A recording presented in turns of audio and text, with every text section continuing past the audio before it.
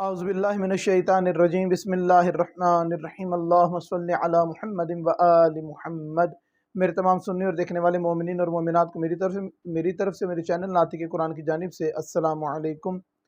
वो मकामात जहाँ पर नमाज़ पढ़ना मकरूह है, जैसे चंद मकामात ऐसे हैं जहाँ पर नमाज़ पढ़ना मुस्तहब है, नमाज़ पढ़ने की फ़जीलत और सवाब ज़्यादा है, वैसे ही चंद मकामात ऐसे हैं कि जहाँ पे नमाज का पढ़ना मकरूह है, यानी कि नमाज के सवाब को कम कर देता है।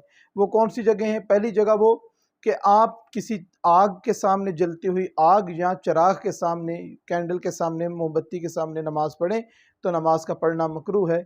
बावर्ची खाने में, किचन में नमाज का पढ़ना मकरूह है। ऐसी जगह पर जहाँ पर आग की भट्टी जलती हो, आग का चूल्हा जलता हो, वहाँ पर नमाज पढ़ना मकरूह है। बेशक उस वक्त वहाँ पर या किचन में आग जल रही हो या ना जल रही हो, वहाँ पे नमाज़ पढ़ना मकरूह होगा। इसके अलावा हमाम में, जैसे कि बाथरूम में नमाज़ पढ़ना मकरूह है। खुले दरवाज़े के सामने नमाज़ पढ़ना मकरूह है। इसके अलावा ऐसे घड़े, ऐसे कुएं के सामने नमाज़ पढ़ना जहाँ पर गटर का पानी जाता है, जहाँ पे फ्लश का पानी इकट्ठा होता है, उसके सामने नमाज़ पढ़ना मकरूह है।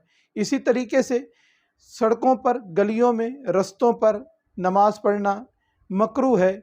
और अगर हमारा वहाँ पर नमाज़ पढ़ना लोगों के गुज़रने में अज़ियत का बायस हो तो नमाज़ पढ़ना हराम है।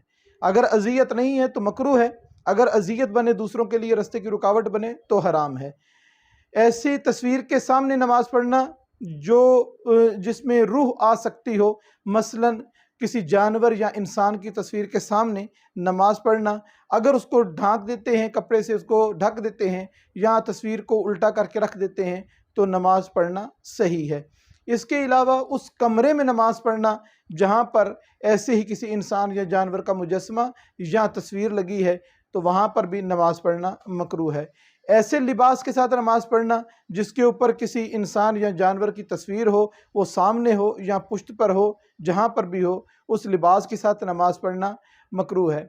आपके सामने कब्र हो और आप उस कब्र के साथ वो नमाज़ पढ़ रहे हैं कि सामने कब्र है, ऐसी जगह पर नमाज़ पढ़ना मकरूह है। दो कब्रों के दरमियान में नमाज़ पढ़ना मकरूह है, कब्र के ऊपर नमाज़ पढ़ना मकरूह है। इसी तरीके से कब्रिस्तान के अंदर भी नमाज़ पढ़ना मकरूह है।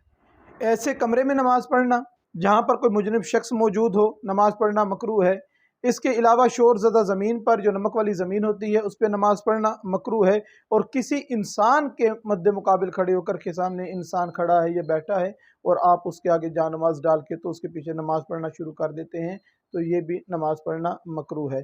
ये मकरूह है, यानी कि सवाब कम हो जाता है इन तमाम मकामात पर नमाज़ पढ़ने का।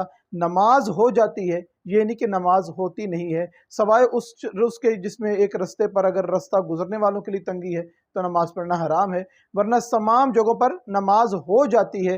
अब मकरूह से बचने के लिए हम नमाज को कज़ा कर दें या उसका वक्त गुजर जाए और हमें बाकी वहाँ से मकरूह जगह के अलावा कोई जगह प्रॉपर ना मिले और नमाज के कज़ा हो जाने का डर हो तो उस जगह पर नमाज अदा कर लेनी चाहिए। बेशक उसके अंदर नमाज के सवाब में कमी आएगी लेकिन नमाज अदा हो जाएगी।